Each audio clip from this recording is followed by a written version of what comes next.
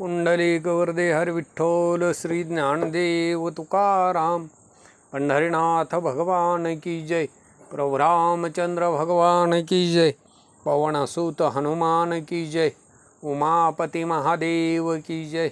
अवधूत चिंतन श्री गुरुदेव दत्त। गुरुदेव शिष्याला सांगू लागलेले आहेत, अनंत कोटी ब्रह्मांड नायक श्री स्वामी समर्थ महाराज सूक्ष्म रूपाने प्रत्येकाच्या अंतकरणामध्ये वास करून आहेत। ते सर्वज्ञ आणि सर्वसाक्षी आहेत, चतुर्विद आणि मोक्षदाते आहेत। त्यांच्या रूपाने प्रत्यक्ष परब्रह्मच सगुण अवतार धारण करून अक्कलकोटी नांदत आहेत। ते भक्ताच्या हृदयातील शुद्ध भाव पाहतात आणि तात्काळ त्याच्यावर कृपा करतात। त्यांच्या दर्शनाने जग पावन होते।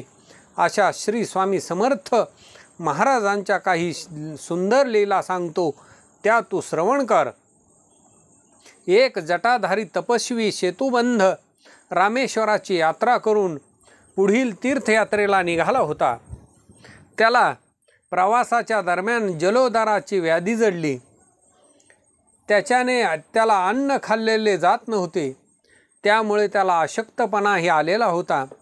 त्या तपस्व्याला द्वारकेला जाऊन श्रीकृष्ण भगवंताचे दर्शन घ्यायचे होते, मात्र त्याच्या या व्याधीमुळे ते शक्य होईल असे त्याला वाटत नव्हते। तो मार्गक्रमण करीत असताना गाणगापूरला आला, तेव्हा तिथल्या मुकामामध्ये कुणीतरी त्याला अक्कलकोटास जाऊन स्वामी समर्थांचे दर्शन घेण्यास सांगितले। तो तपस्वी जेव्हा अक्कलकोटला आला, तेव्हा स्वामी महाराज नव्या विहिरीच्या काठावरती बसले होते।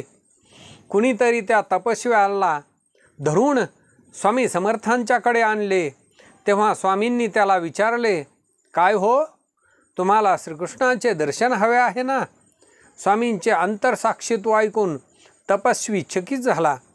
पुढे स्वामींनी त्याला कडुलिंबाची पाने खायला सांगितली। ती कडू पाने त्याच्याने खावली नाहीत। तेव्हा स्वामींनी त्याला दुसऱ्या फांदीची पाने खाण्यास सांगितली। ती पाने मात्र त्याला अक्षरशः गोड लागली। पुढे या पानांच्या नित्य सेवनामुळे तपस्व्याची जलोदराची व्याधी पुरती नाहीशी झाली।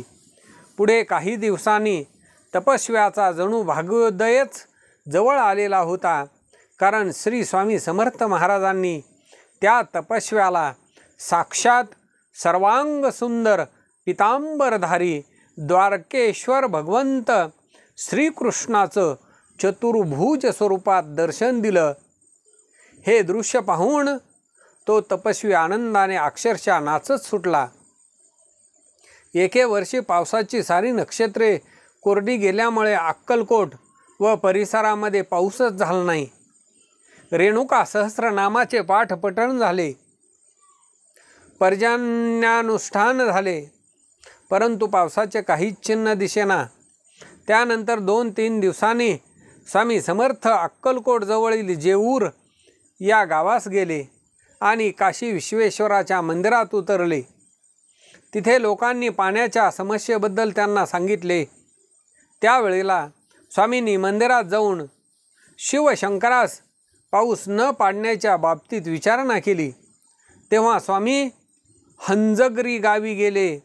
तेव्हाही पावसाचे पाण्याचे दुर्भिक्षच राहिले असता स्वामींनी शिव पार्वतीशी याविषयी विचारले, तरीही पाऊस आला नाही। तिथून स्वामी समर्थ पुढे वळसंग येथे आल्यावर मात्र गावातील महादेवाच्या शिवालयामध्ये जाऊन स्वामींनी देवाधिदेवास पुष्कळ शिव्या दिल्या आणि पाऊस पाडण्यासाठी हरभरे हवेत काय असे म्हणून मूठ भरून हरभरे देवावर उधळले।